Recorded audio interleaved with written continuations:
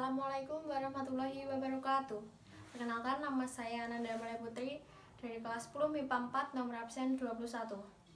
Di sini saya akan menjelaskan materi mengenai bakteri yang meliputi pengertian bakteri, bentuk bakteri, struktur bakteri, reproduksi bakteri, dan juga contoh-contoh dari bakteri itu sendiri.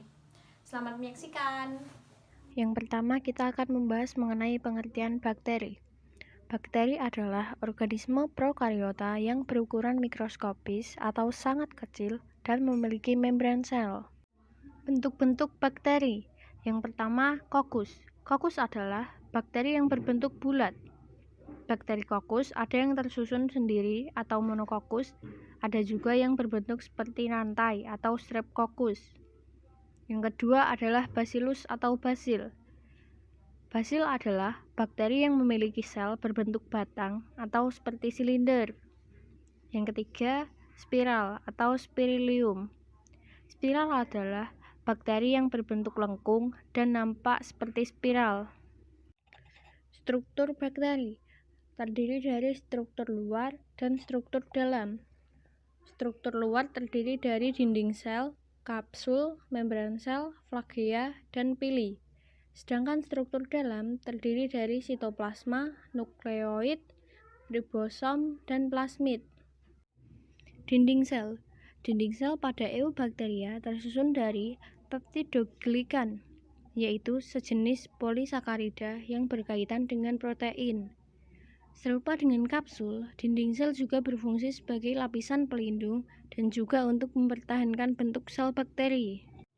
Membran sel. Membran sel atau membran plasma tersusun dari fosfolipid dan protein. Sifatnya semi-permeable dan berfungsi untuk mengatur keluar masuknya zat ke dalam dan keluar sel bakteri.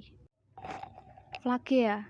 Flagea yang juga disebut dengan bulu cambuk terdapat pada dinding sel dan berfungsi sebagai alat gerak. Flagea hanya dimiliki oleh bakteri yang berbentuk batang, koma atau vibrio, dan juga spiral. Pili. Pili merupakan rambut-rambut halus yang tumbuh dari dinding sel. Mirip dengan flagea tapi ukurannya lebih pendek dan bentuknya kaku. Fungsinya adalah untuk membantu perlekatan pada substrat dan penyaluran materi genetik pada saat konjugasi. Di dalam sel bakteri terdapat sitoplasma. Sitoplasma merupakan cairan tidak berwarna yang tersusun dari air, bahan organik seperti protein, karbohidrat, lemak, garam mineral, enzim, ribosom, dan asam nukleat. Sitoplasma berfungsi sebagai wadah berlangsungnya reaksi-reaksi metabolisme sel. Yang kedua adalah nukleoid. Nukleoid adalah nukleus, semu tempat berkumpulnya DNA kromosomal bakteri.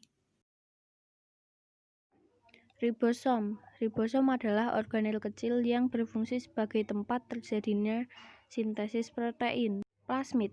Plasmid berfungsi dalam rekayasa genetika sebagai vektor yang membawa gen asing yang ingin disisipkan pada bakteri. Reproduksi.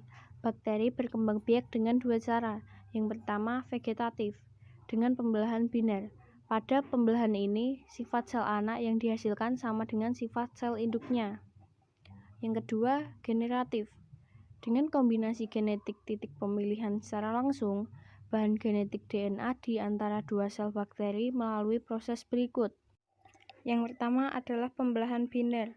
Pembelahan biner adalah proses reproduksi aseksual yang digunakan oleh anggota domain Archaea dan bakteri di antara organisme lain, di mana dalam proses reproduksi ini melibatkan pembelahan organisme bersel satu menjadi sel individu baru yang masing-masing memiliki nukleus. Yang kedua adalah transformasi. Transformasi adalah reproduksi seksual dengan cara pemindahan DNA dari satu bakteri ke bakteri yang lainnya secara langsung tanpa penghubung.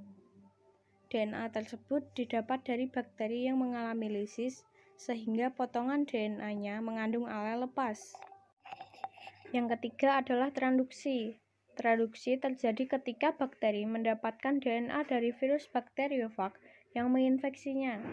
Virus tersebut akan menyuntikkan materi genetik ke dalam bakteri. Akibatnya, DNA virus akan menyatu dengan DNA bakteri inangnya.